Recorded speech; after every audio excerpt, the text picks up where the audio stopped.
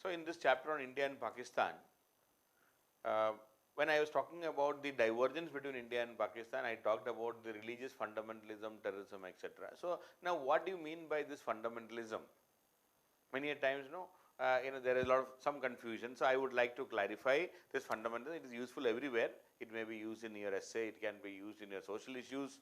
So, and I would like to talk about fundamentalism right now. So, that is the heading of this particular video is fundamentalism and its meaning and the consequences in India. Okay, fundamentalism.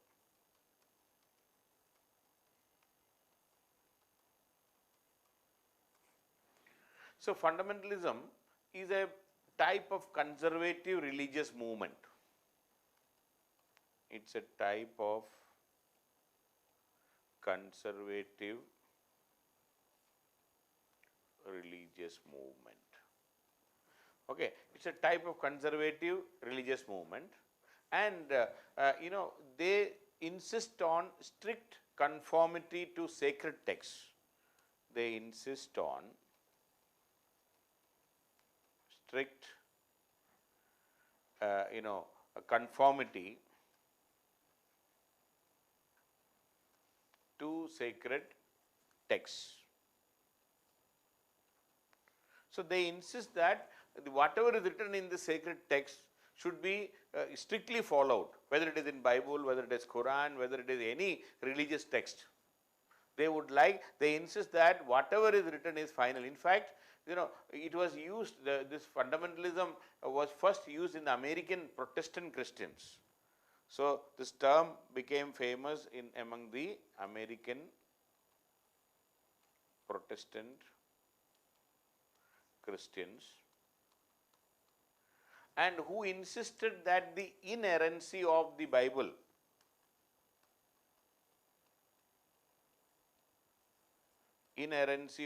meaning nothing can, there cannot, Bible cannot go wrong. There is no error in the Bible, inerrancy of the Bible.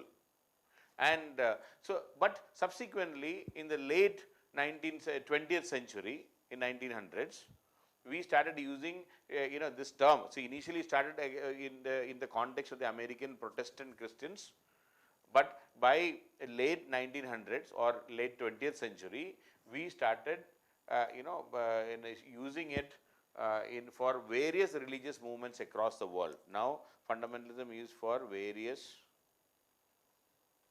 religious movements across the world. We started using this for various religious movements across the world, and in fact, almost all religions have a fringe element which are in the fundamentalist in nature. There are a group of people, there are a fringe, they may not be the majority people, a minority, a minuscule section are always believing in this kind of a radical what you call fundamentalist sections are always there. In fact, a great work or a great research was done by two American scholars, and they came up with a series of publications called the Fundamentalism Project. They came up with the series of projects called the Fundamentalism Project between 1991 to 1995, and two American scholars, one named Martin E. Marty,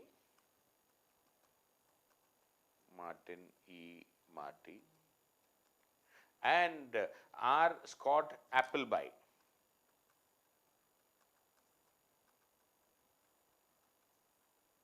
So, they have done a great job in in finding out and defining this fundamentalism and all.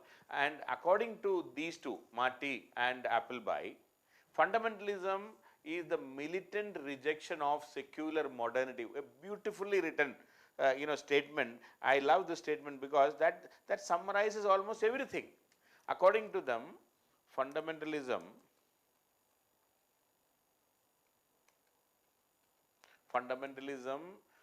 is the militant rejection of secular modernity. Is the militant rejection of secular modernity. Secular modernity is being rejected militantly, violently. You see many of our fundamentalists, they move around with a lathi and they try to impose things the way they want. The people who are opposing Valentine's Day in India, going and destroying everything which is considered to be friendly to Valentine, or the Romeo police, which was started by in the UP government a couple of years before. Or anybody who is sitting in a park, they are being beaten up. This kind of mindset, even what you call love jihad concept. These are all foolish things we are talking. If two people are loving, they are bringing in religion into that, and they say there's a conspiracy behind that. It's a militant rejection of secular modernity. If somebody is moving in a jeans, I mean girls wearing jeans or a modern dress, they oppose. So militant reject, and they are not only opposing, they have been beaten up, they are abused. Say in a couple of years before, some of these militants, they attacked a pub in Mangalore or in Bangalore, and they tried to beat up those, especially those girls who were there in the pub. So these kind of militant rejection of secular modernity, that is one of the primary, I will say, icons of this kind of what you call the fundamentalists. And also, according to them, fundamentalism is not just traditional religiosity. See, in fact, one is this traditional religion. So fundamentalism, according to them, fundamentalism is not just about traditional religiosity. It is also has an inherent political phenomena. It is also inherently political. Inherently political. So there is a political connotation. It's a political phenomena also, but many a times its political dimensions may be dormant. In many cases, the political dimensions may be dormant. But according to them, this Marty and Appleby, fundamentalism is not just about traditional religiosity, it is inherently political also. It's a political phenomena, but many a times its political dimensions may be dormant. They may not be explicitly showing it. The political dimensions may be dormant. And once again, they said fundamentalism is inherently totalitarian. Again, very beautiful summary by them. Fundamentalism is inherently totalitarian. They don't believe in democracy, and they seeks to remake all aspects of society. They want to remake all aspects of the society. They want to remake all aspects of the society and government on religious principles. Society and government on religious principles.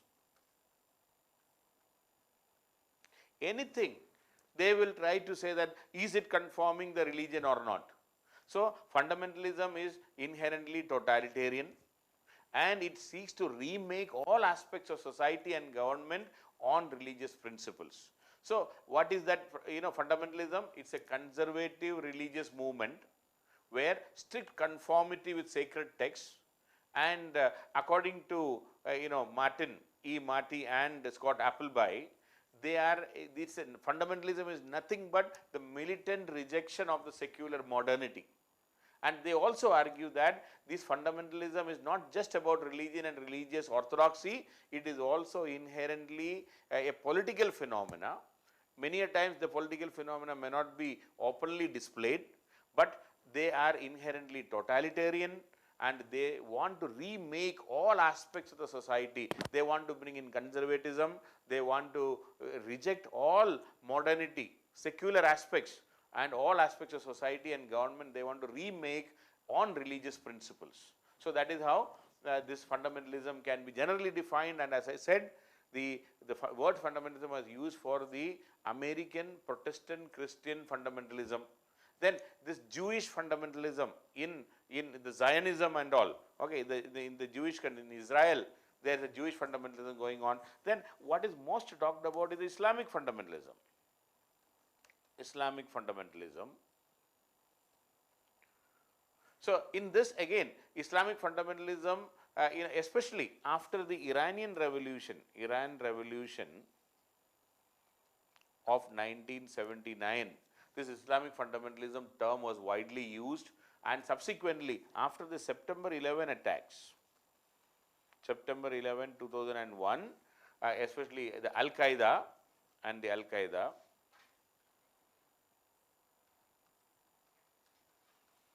or the WTC attack, this this terrorist network and Islamic fundamentalism came into the forefront in a big way.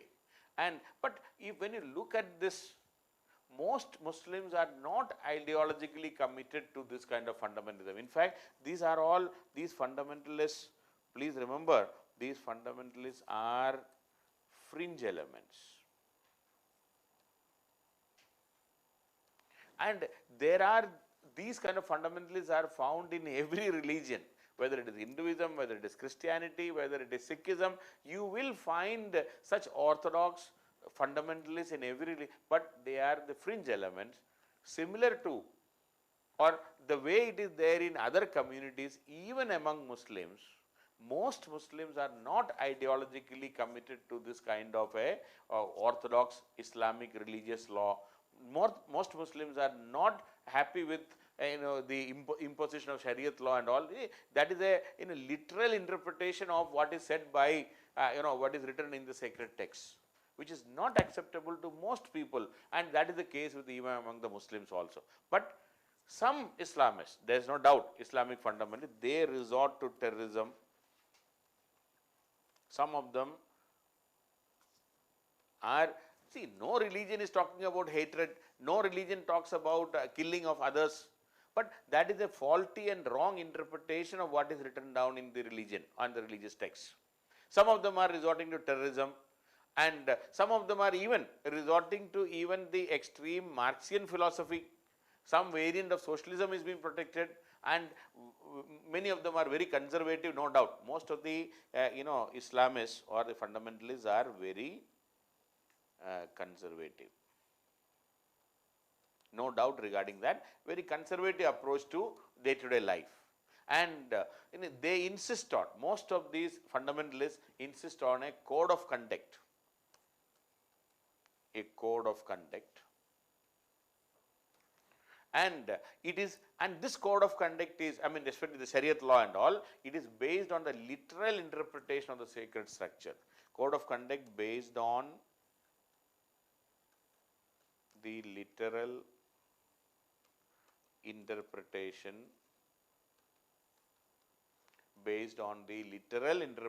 of the sacred scriptures. What is mentioned, the literal interpretation of what is mentioned in Holy Quran.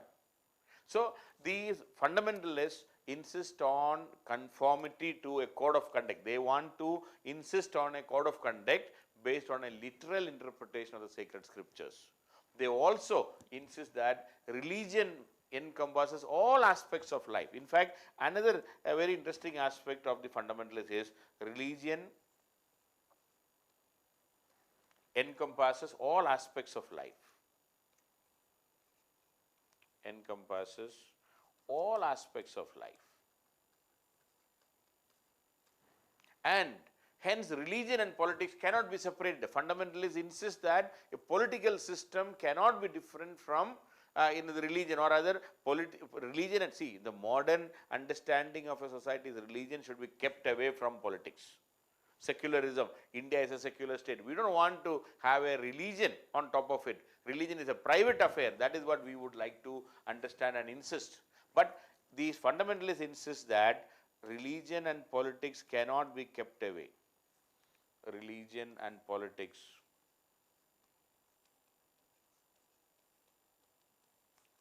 cannot be separated. So that is their philosophy, and some of them are resorting to terrorism. Some of them are, insisting on a code of conduct, imposing the strict, and literal interpretation of the holy scriptures.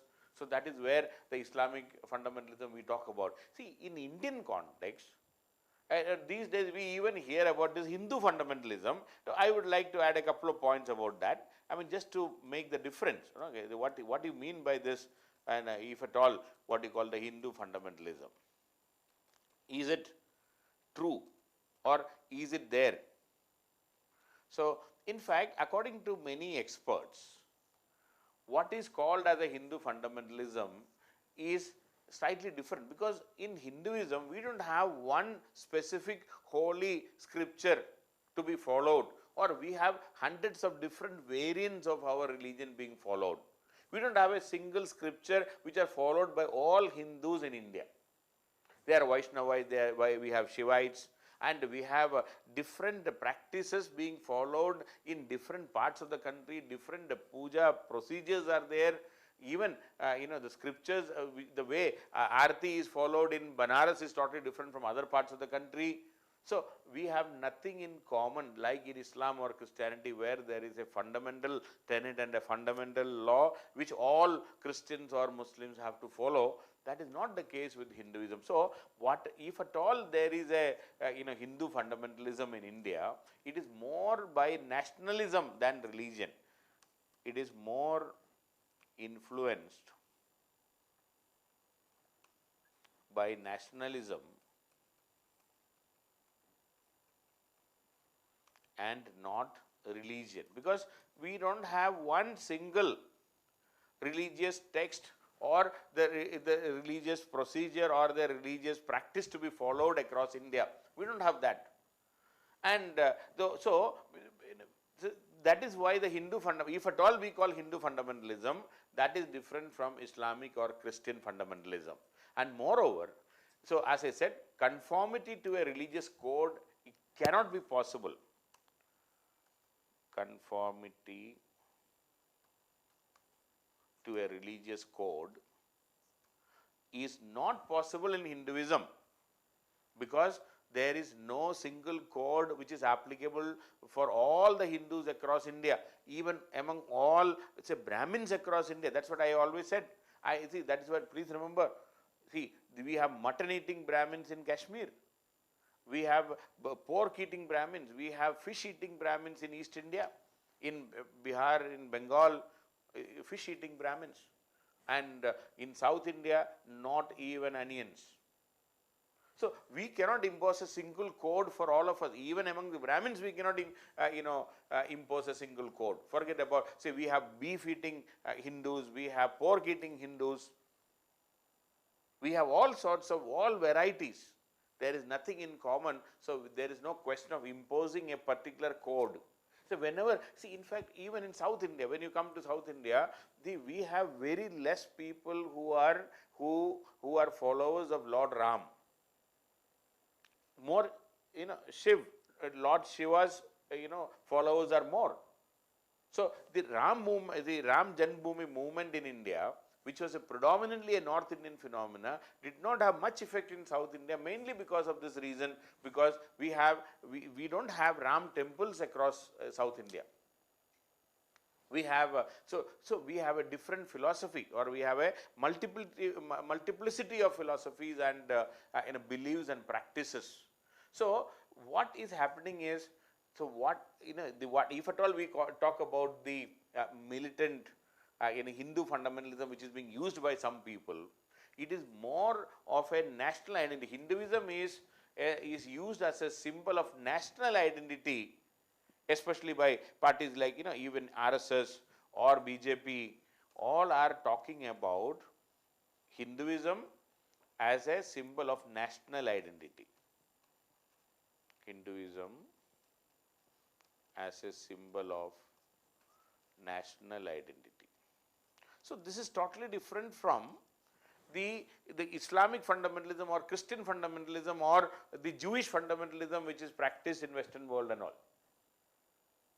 And here, because we don't have a single code to be imposed across India, that is why, Hindutva, you ask an RSS person, he will say Hindutva is a way of life, a national identity, it's a cultural phenomena, but again there are issues associated with that. So even though they are not using religion but this identity, the way of life, in that they talk about not eating certain thing, we should ban beef eating, this, that, so they come up with various ideas and ideology to distinguish. See, one major concern of most of these nationalists are the spread of religious conversion. Religious conversion is a big issue among the many of these groups, the right-wing groups in India, the Hindu right-wing groups, what we can say, they are totally against the proselytization.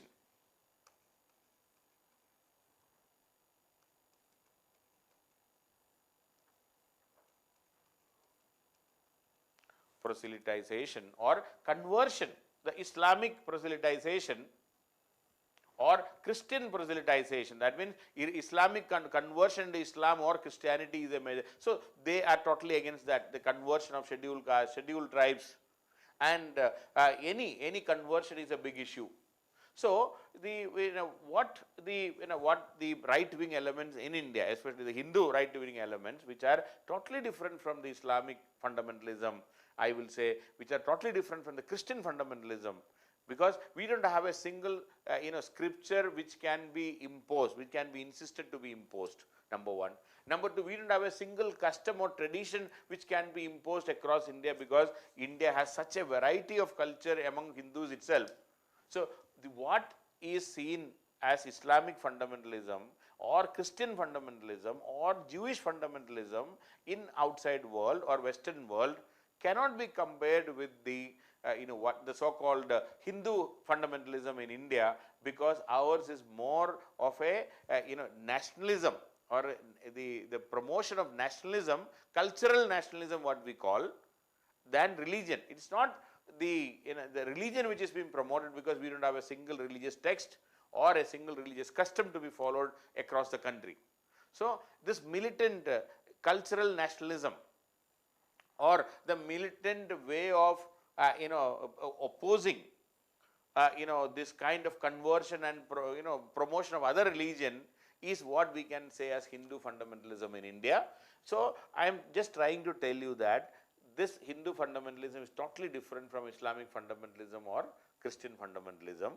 And there are militant implementation of, since there is no religious text to be implemented, we have our own ways of militant way of implementing things. There are our own ways of opposing what you call that secularism. See, I have mentioned the militant rejection of secular modernity. That is fundamentalism. So in our Indian case, the fringe elements are rejecting secular modernity. Secularism is the biggest enemy for most of these fundamentalists. They may not be talking about religion as the philosophy.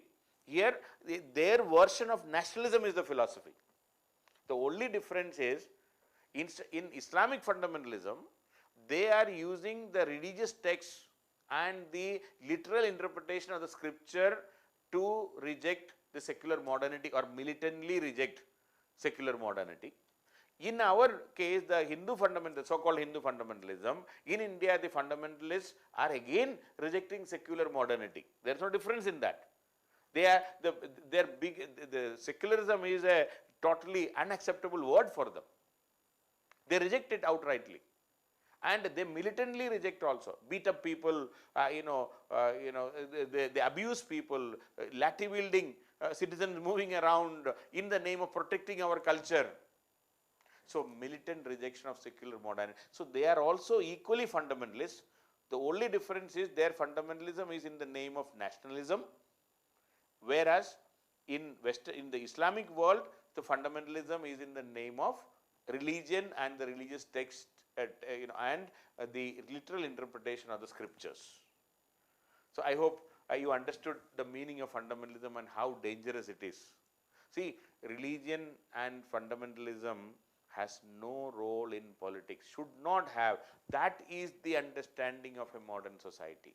Religion should be kept as a private affair. You follow whatever you want, you enjoy whatever you want in the name of religion, but it should be a private affair, and my religion should not be a problem for you, and your religion should not be a problem for me.